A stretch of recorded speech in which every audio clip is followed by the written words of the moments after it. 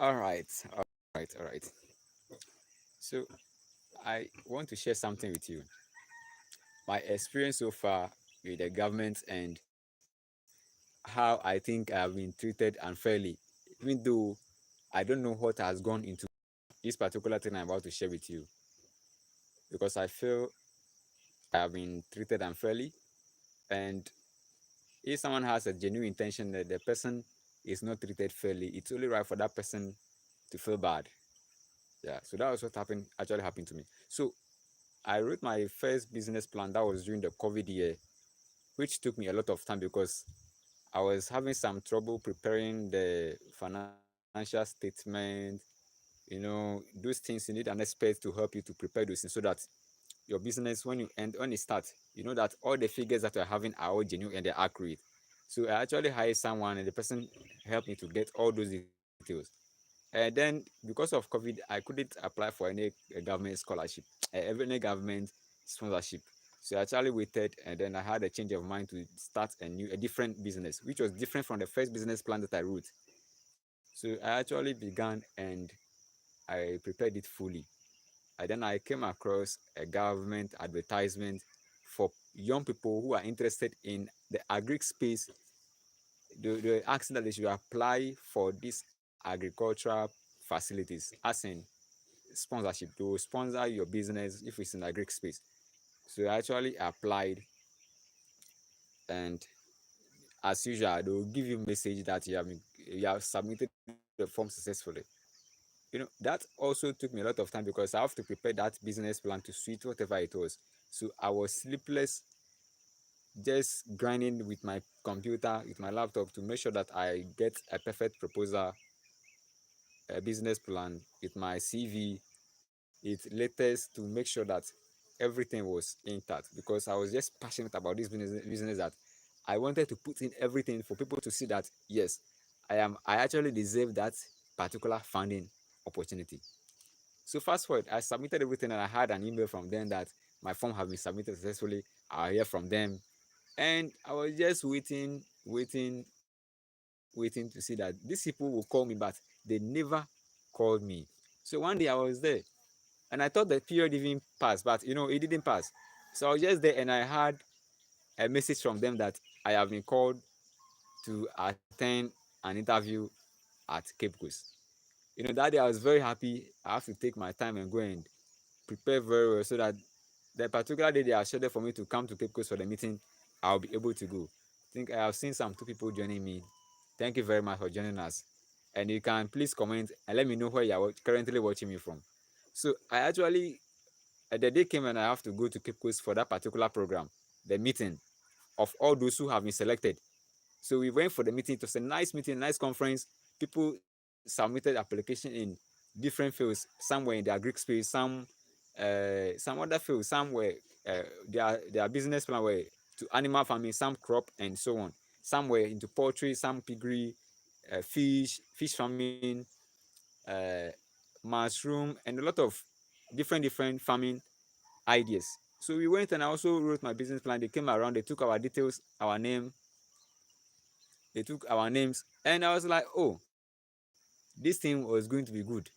It was going to be good. So they took our details, they asked us to write the amount that we are used to start our farming, our business, and then our expected income. If you are already into the business for a long time, how much are you making at the end of the year? So all these details were taken. They took our contact. But guess what? After we left that particular meeting, they said they were going to call us, and they never called us. They never called us. So I think Joshua, thank you for joining me. You have just asked that, what do you do for a living? So I'm a farmer.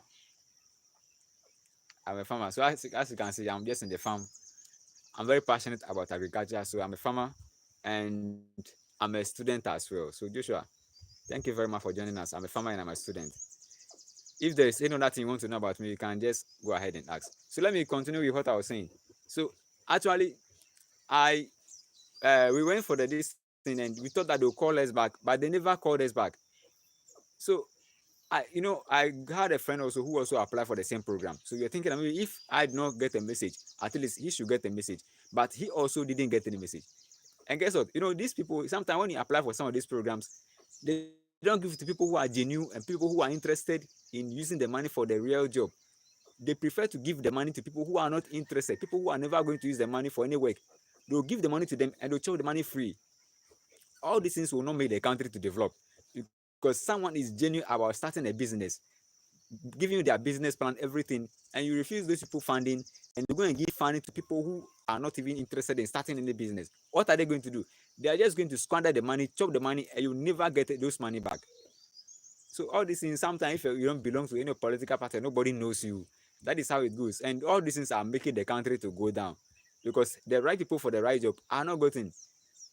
And so as a country, if we want to develop, then we have to know the right people who are interested in farming especially. So that was even the first one. The second one came, I thought maybe the first one wasn't my life. So the second one, even when I try again, I'll get the opportunity. So I noticed another person has joined me. Thank you very much for joining me. Please just like it so that I'll know that you are following. And if there is any question you would like to ask me about what I am narrating, you can feel free to go ahead and ask me and I'll explain to you. So the second time, I saw another information of that sort, that government is going to fund projects. So I redrafted another proposal and I apply again. And that one, they never even called me. Meanwhile, by that time, I was broke. Even though by that time my structure was ready, but there was no enough fund for me to just begin or even talk about buying of any animal in the farm. So it was very tough. So I wish government intervention was at my aid by that time, and maybe by this time things would have been in better condition. But we thank God for everything that happened in our life. So that was what actually happened, and it happened for the third time. The third time too, the same thing happened. We applied, and I wasn't selected, which was quite tough, because you being denied for this couple of times, it's like nobody. I don't even know whether they read through those things or they have the list of people that have applied back there, because this is common in Africa. People who are genuine and they want to start certain things, they don't mind them, but they prefer giving it to their family members. And those who are not even interested in starting such a thing at all, they're the people that they give these things to. So that was my experience. That was my experience with the government, which was very bad and something that pains me so much. Because I think that if we can identify, let's say, 100 serious entrepreneurs in Ghana who are very serious about entrepreneurship, who are serious about starting business, or let's even take it that every region, because we know that our size, our population is very huge. So if we can get at least 100 entrepreneurs in every region, and government will give them the necessary tools based less on their political background, wherever they are coming from, all those things, like just give it to those who are genuine about it. The country that develop, because when these 100 people start their business, they are definitely going to employ other people, which will make the country to develop, and it will make every region to also develop. Because that particular region, when the government set up, they are setting that business in that region. So when you set the business in that region, you are going to employ people from that region. So 100 people from Greater Accra, 100 from Ashanti, 100 from Central, 100 from Volta, 100 from Oti, 100 from Western North, Savannah, all these other regions, Upper East, Upper West, all of them, Ashanti. It will never be an easy thing. But this country, sometimes you apply for something that that's experience with the government. Guys, thanks so much for supporting us. We love you for watching on our channel, and it's a prayer that before the year ends, our channel will get 1K subscribers. I love you all, and thanks so much for supporting us again.